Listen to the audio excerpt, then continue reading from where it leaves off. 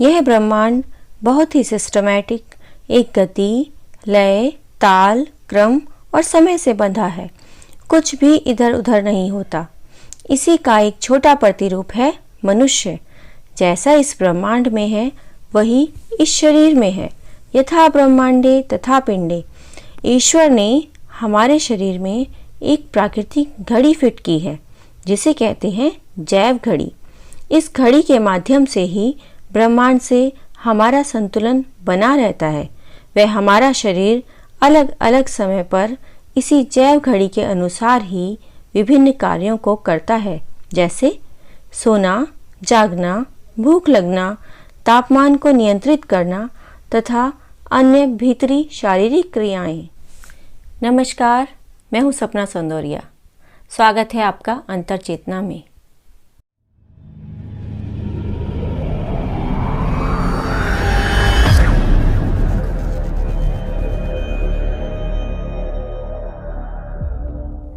हम सभी अपने स्वास्थ्य को लेकर बहुत चिंतित रहते हैं और आज यही हमारा विषय है कि हम बीमार क्यों पड़ते हैं, कि आखिर बीमारियां ये आती कहाँ से हैं और कैसे आती हैं। इसका कारण है कि प्रकृति के साथ हमारा तालमेल नहीं है। प्रकृति कहीं चलती है और हम कहीं और चलते हैं। प्रकृति कुछ कहती है और हम कुछ और ही करते हैं। और ये अंतर इस तरह होता है कि हम किसी समय सो रहे हैं, किसी समय जाग रहे हैं, जबकि प्रकृति ने पूरा एक नियम बनाया हुआ है सोने जागने का।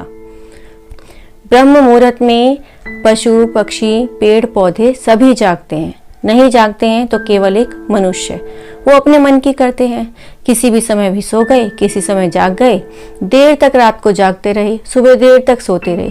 बिगड़ गई ना प्रकृति पूरी की पूरी। सोने जागने का नियम तो बदल ही गया। उसके बाद है हमारा भोजन। सभी प्राकृतिक भोजन लेते हैं, लेकिन मनुष्य क्या करता है? तरह तरह के स्वाद बनाकर अपने मनपसंद भोजन करता है।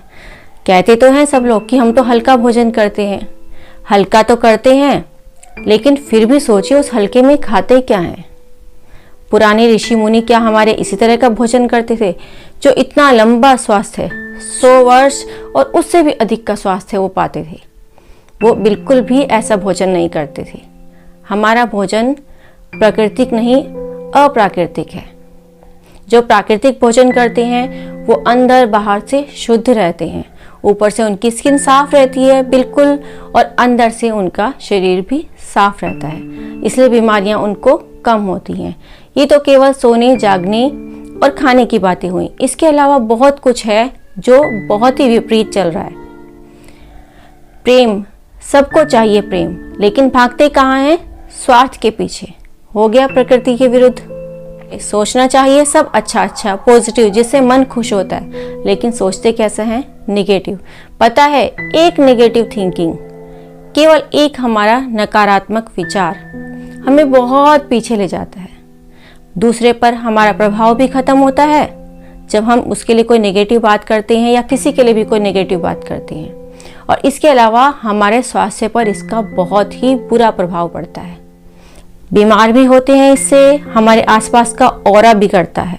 हमारा मानसिक और शारीरिक स्वास्थ्य भी बिगड़ता है।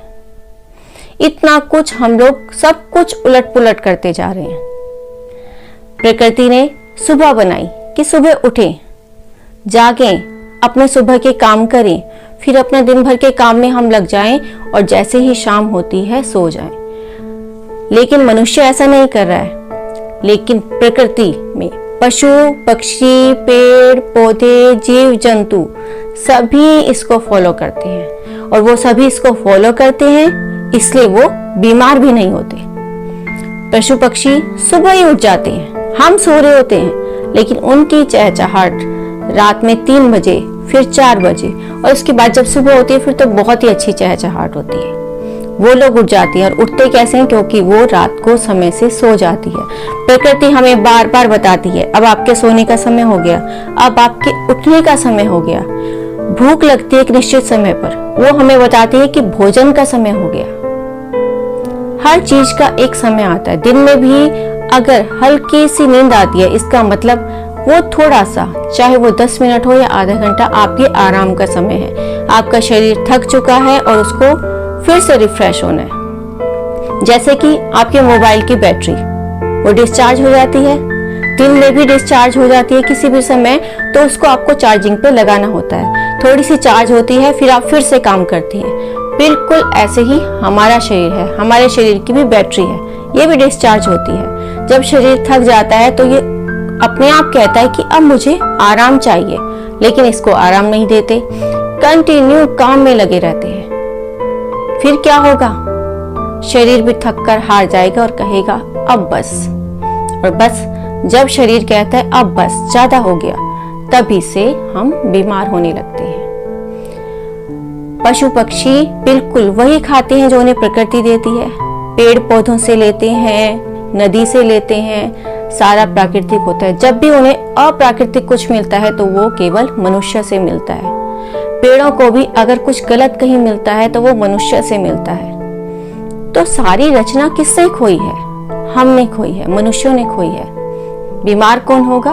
मनुष्य। इसलिए अपने स्वास्थ्य का ध्यान रखें, प्रकृति के साथ चलें। पूरी दिनचर्या बहुत सिस्टमैटिक है, बहुत ही साइंटिफिक है। पूरे सारे के सारे दिन के जो पहर हैं वो बहुत ही साइंटिफिक है। अगर उसी तरह से सारे काम किए जाएं तो आप कभी भी बीमार नहीं होंगे। दूसरा, अपने विचारों को जब शुद्ध रखेंगे तो बीमारियां आपकी बहुत बहुत दूर रहेंगी, आपसे कोसों दूर रहेंगी।